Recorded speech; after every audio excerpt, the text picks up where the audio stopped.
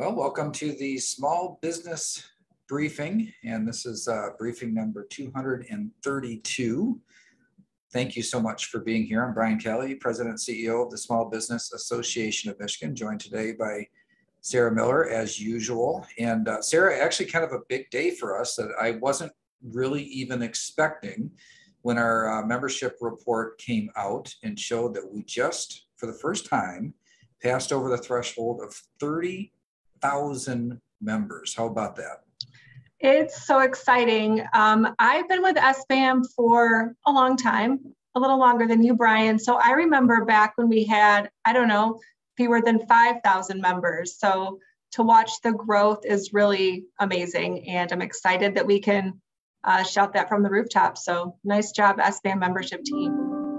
Yeah, we're going to have a bunch of rewriting of all our marketing materials. You know, Sarah was being modest. I've only been here for 3 years. Sarah's been here basically since right out of college, and that, or literally, I should say, since college. And the growth has really been incredible. Thank you for being a part of that team, and keep in mind too, I mean, we are a membership organization. This is out there for everybody, but we spend a lot of time on these briefings and everything else that we do for small businesses. And SBAM.org is where you go if you're not yet a member, if you haven't joined us formally to be a part of that 30,000. Why don't you go ahead and do so and be number 30,001.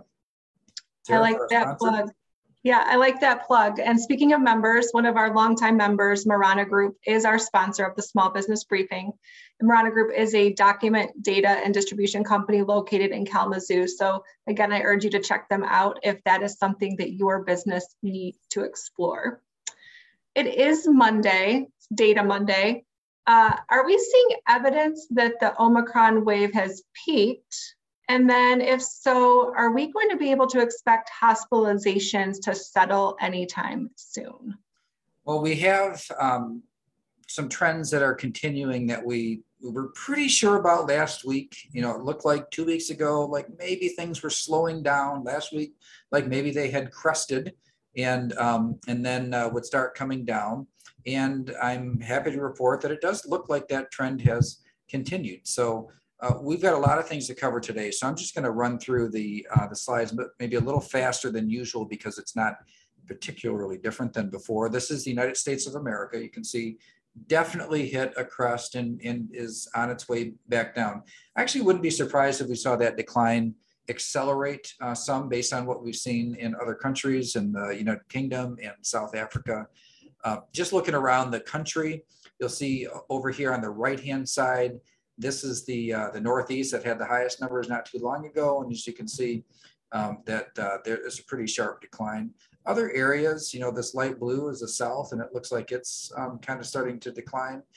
A little bit more difficult to decipher what's happening in the West and in the Midwest. So those look like they're cresting and maybe coming down, but not quite as clearly as the others. Looking around the country though, over here, some individual states, you can see Wisconsin actually was up and it started to come down, but still the highest in the country right now. And Rhode Island has come down quite a bit too, although obviously still more than 400% higher than last winter's peak. So you see each of these areas that are highest in the country, but many of them that we looked at a few weeks ago are on their way back down. Looking at hospitalizations nationwide, you can see this has crested and looks like it's starting to come down. And this would be about the time you would expect that. So a couple of weeks ago, the cases crested, hospitalizations. A couple of weeks later, this is what we would expect to see. So kind of right on cue, if you will. Now, looking at vaccinated versus unvaccinated, the information that comes out of the CDC and then hospitalizations, deaths, this is something that's tracked. You can see Omicron is much more, this variant that we're dealing with now, much more infectious. So the breakthrough cases are higher than what we've seen before. You can see those have risen still. About half as much as unvaccinated, but here's where the vaccines really make the biggest difference. So you can see now that the gap between those that have been vaccinated versus unvaccinated in terms of deaths is about 20-fold now. So really, really big difference. And if there's anything to give you a kind of confidence that the vaccines work, I think this is a pretty powerful slide.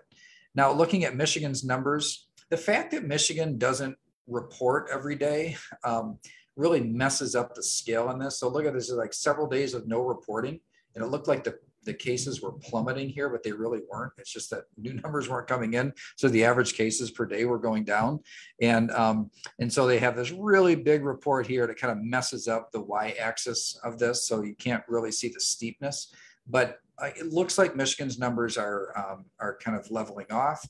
And in looking at hospitalization, I think this is the real evidence of that. So the way cases are reported, it's too hard to tell what's going on in Michigan because it's so sporadic, but hospitals report every day. And so you can see much more clearly. You see the double wave here. This was that Delta wave, and when that was coming down, we hit the Omicron wave, and you can see the average coming down here.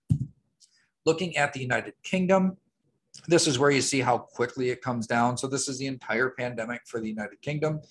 Still, this number is still twice as high, or almost twice as high as some of the previous peaks here, but obviously way, way lower than it was before. Had gotten up to about 200,000 cases, now below 100,000 cases a day. But looking at average daily deaths, you'll see that they've had a lot of success in separating out these two curves where much, much lower experience in terms of the most serious outcomes in the UK, because their population over 50 is highly vaccinated. And while that doesn't stop Omicron from infecting people as much as in the past, it clearly has a massive, massive impact on those who die and are hospitalized because of that. So overall, I would say that it looks about like we were hoping it would look last week.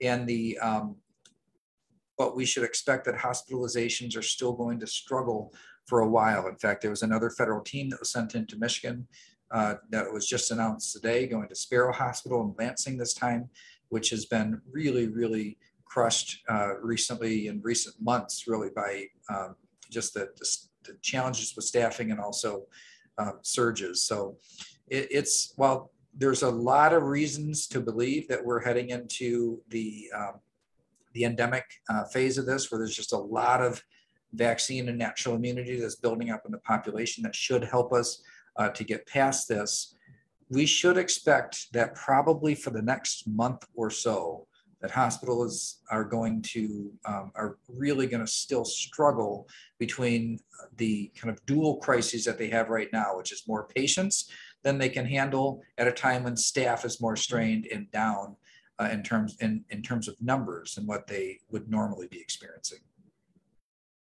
So Brian, you just talked a little bit about natural immunity, and I know that there was a new study from the CDC on the effectiveness of immunity post-COVID infection. So can you share a little bit about that? There was a CDC study just released. So this is not a private study. Sometimes we look at the pharmaceuticals and so forth, and people could sometimes question the veracity of those if there's some other agenda. The CDC study, though, that was just released, it matches up with what we've seen out of other countries, health departments in other countries, which is to say that natural immunity is very effective. In fact, in the Delta wave, natural immunity was about, according to the CDC study, about 6 times more effective in terms of the ability to fight off infections. Now, did that hold true with Omicron infections, a different variant? We don't really know, but it's more evidence that there is an end to this pandemic, that there is value to natural immunity that's building up, whether you've had vaccination or not.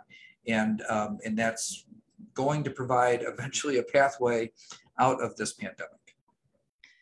All right, but I think we would be remiss if we didn't talk about the downsides of natural immunity.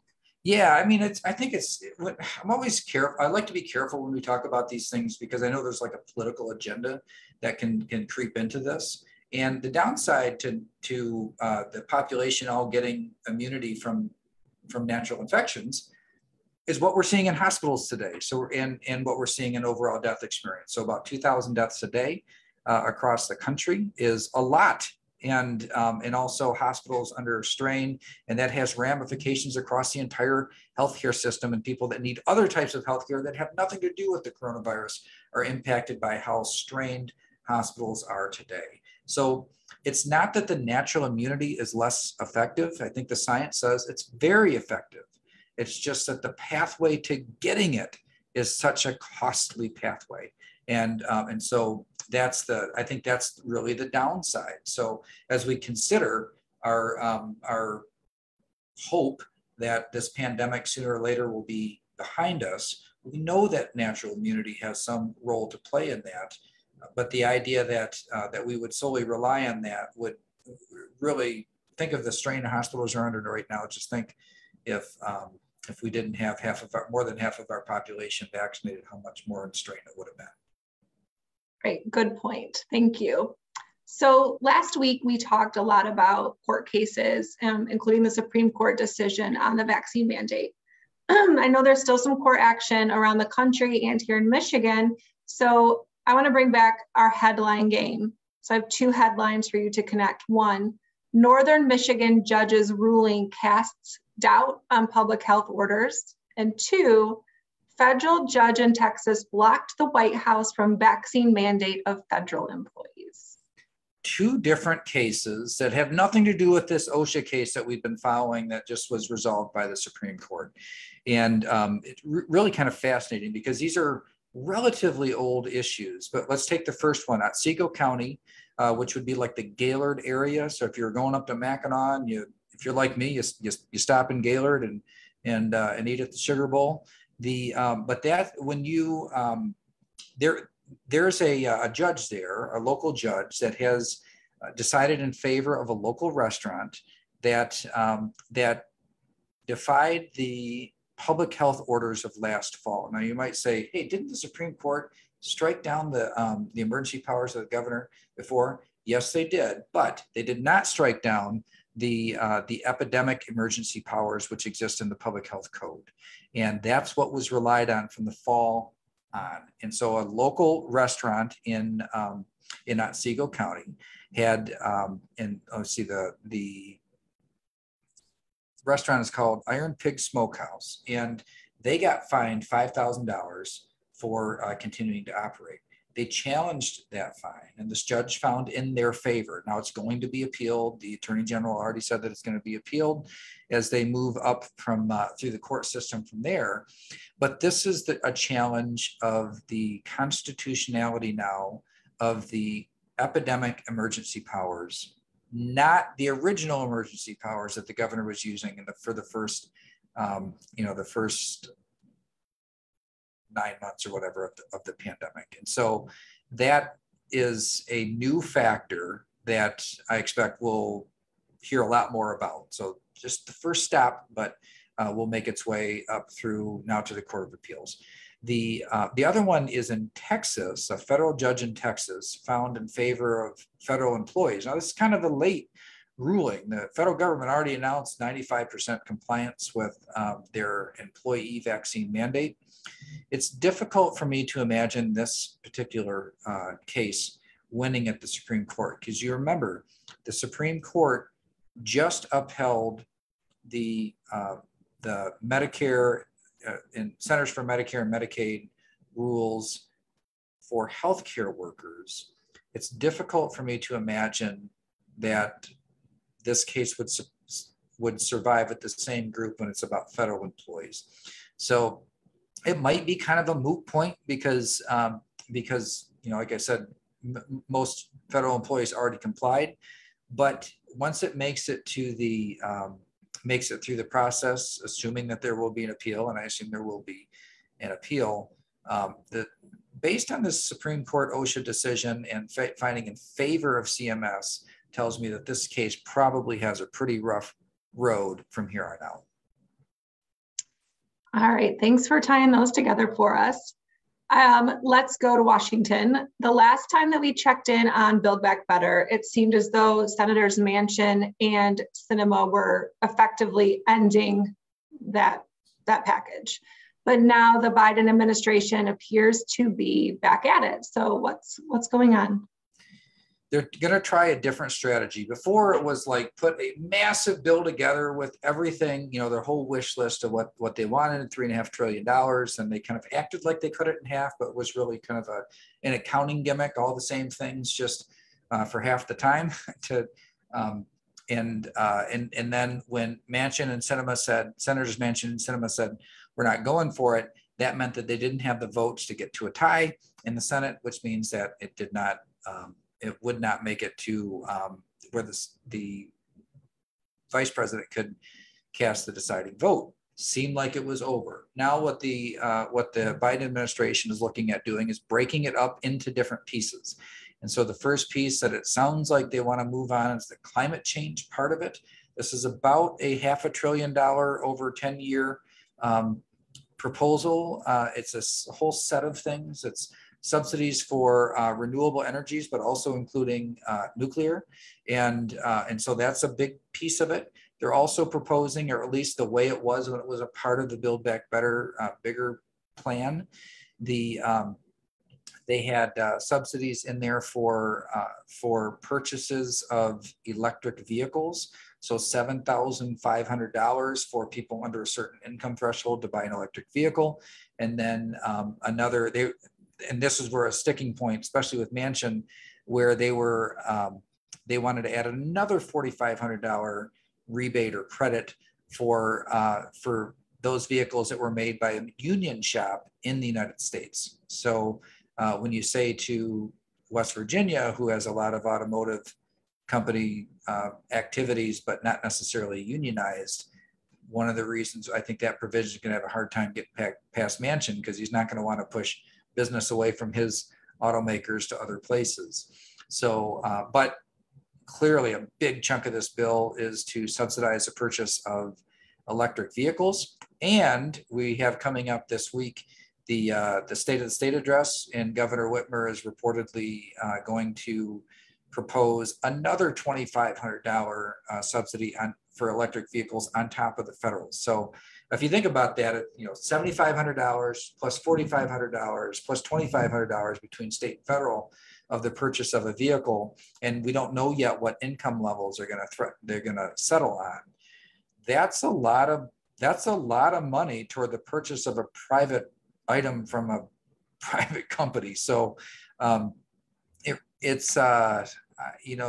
it's going to be tough for it to make it through in that type of size and shape. And then there's a bunch of R&D money, and what form that would take, it's not exactly clear yet either. So they're talking about now breaking it up. Whether or not that means it has a more realistic path through the process, it's hard to say. I guess it has a better chance than the Build Back Better plan, because the Build Back Better plan is done as an entire package. So this gives them something new to debate, something to give a shot at trying to push.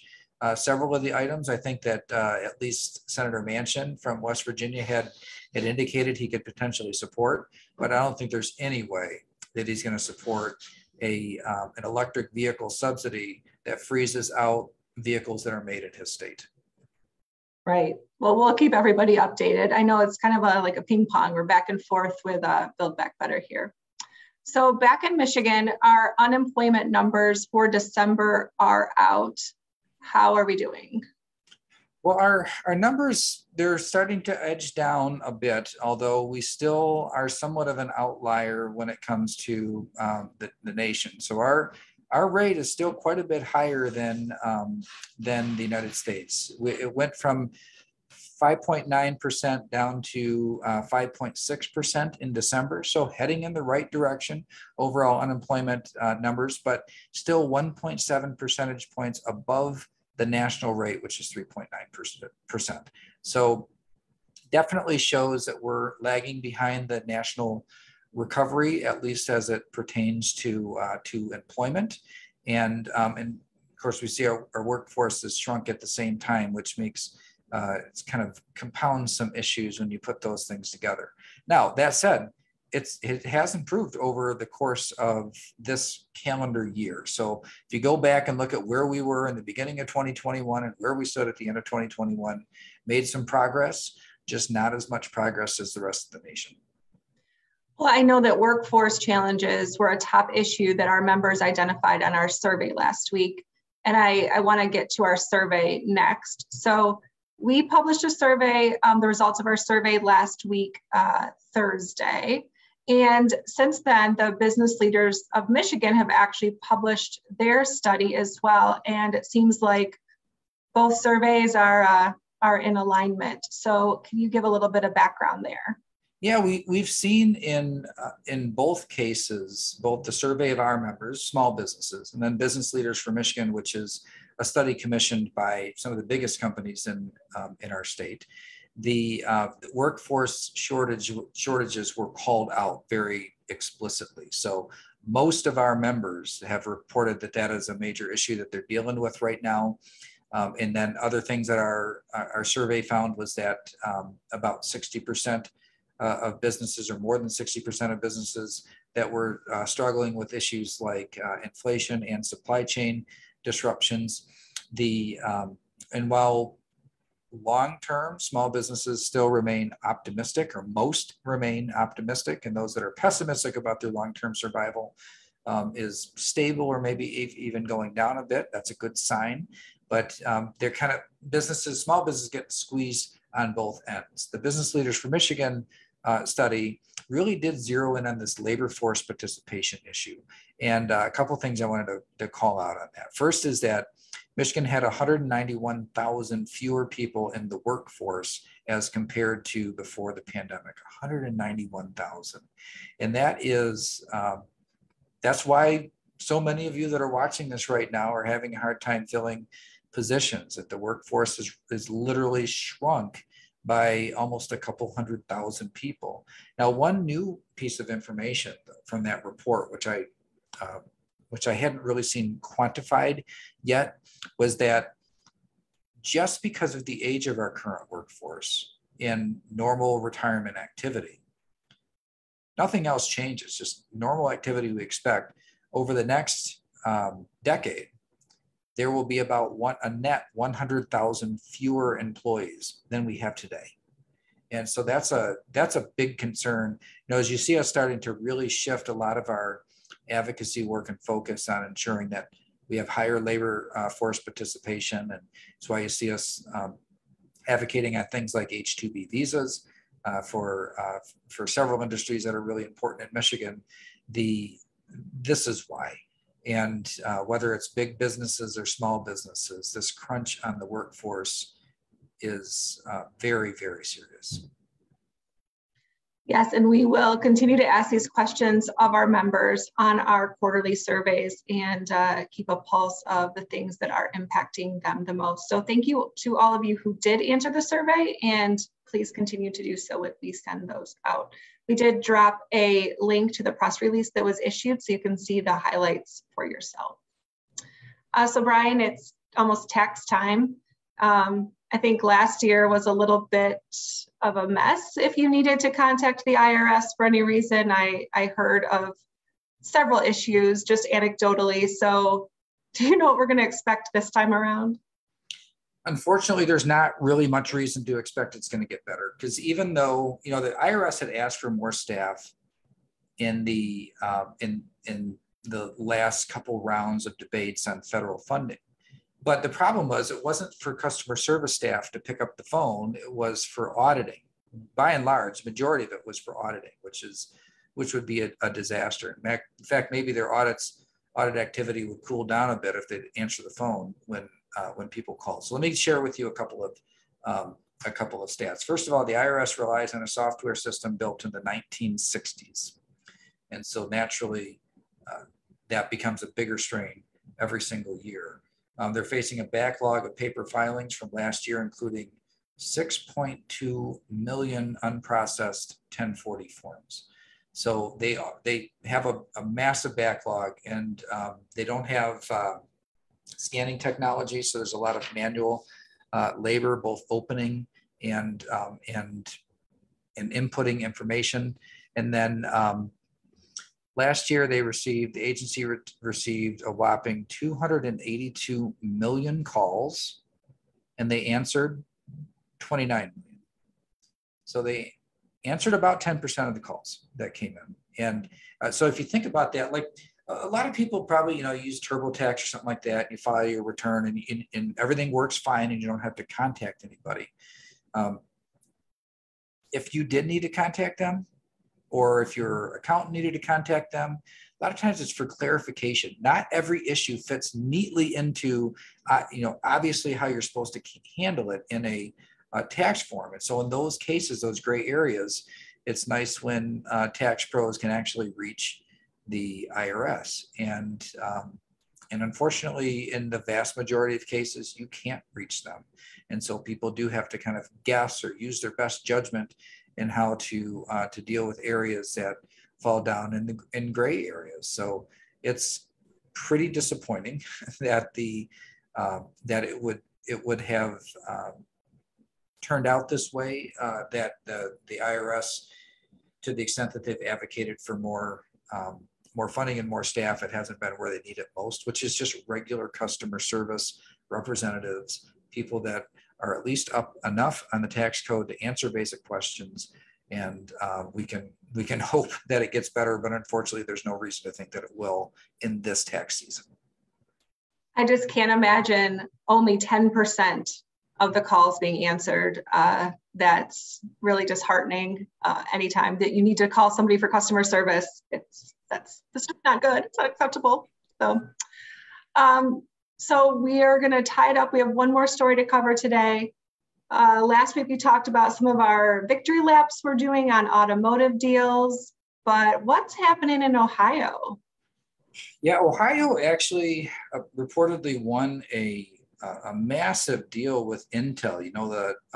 The computer chip processor, Intel Inside. They are doing a massive investment. And when I was reading this, I had to read it several times to make sure I got it right.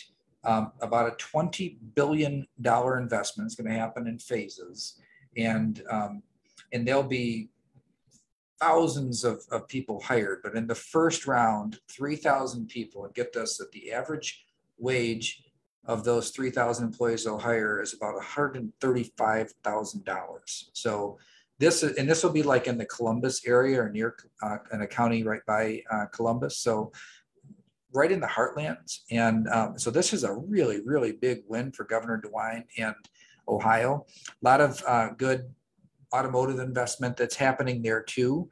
But the idea that something like this, that this chip manufacturing is coming to Ohio is a big win, because it's not at the expense of other things. And this is something I want to make sure that people really understand in terms of our what we're going to see over the next few weeks. And General Motors making some announcements, some great announcements that including electric vehicle production and battery manufacturing, Orion Township in Oakland County and Delta Township in Eaton County. So Oakland County north of Detroit and just outside of Lansing on the west side. The General Motors is going to make some massive investments. They're going to hire thousands of people. Won't be at 135,000 per, but still a great investment. But it'll be for this transition to electric vehicles, and so it's not just going to be net increase as electric vehicles go up. The production of the other stuff, the combustible engine production, goes down. One of the things from that Business Leaders for Michigan report that I thought I would cover in this section here is that they had a section where they talked about disruptions that are coming, and one of those is that there are 46,000 employees in Michigan who work directly on combustible engines or components for combustible engines. I'm not talking about multipliers here, like, there's this many thousand people and multiply it and the impact on the economy. I'm not talking about that. Direct employment tied to combustible engines 46,000 people. And so as we're moving, we get all these investments moving to electric vehicles. I think it would be a big, big mistake for us to consider that to be all net new.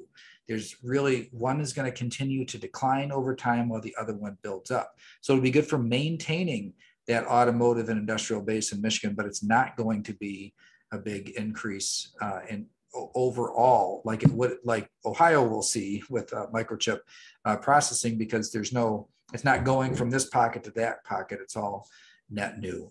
When we get back together on Thursday, it will be the day after the State of the State address. We're going to cover all the ins and outs of that, the things that the governor proposes, the way that the legislature immediately responded, and then maybe do some predictions on which of those things that we think will make it through to signature by the governor at the end of the day. All right, we'll look forward to that analysis. So thank you all for joining us today, and we'll see you back here on Thursday. See you on Thursday, everybody. Thanks for watching.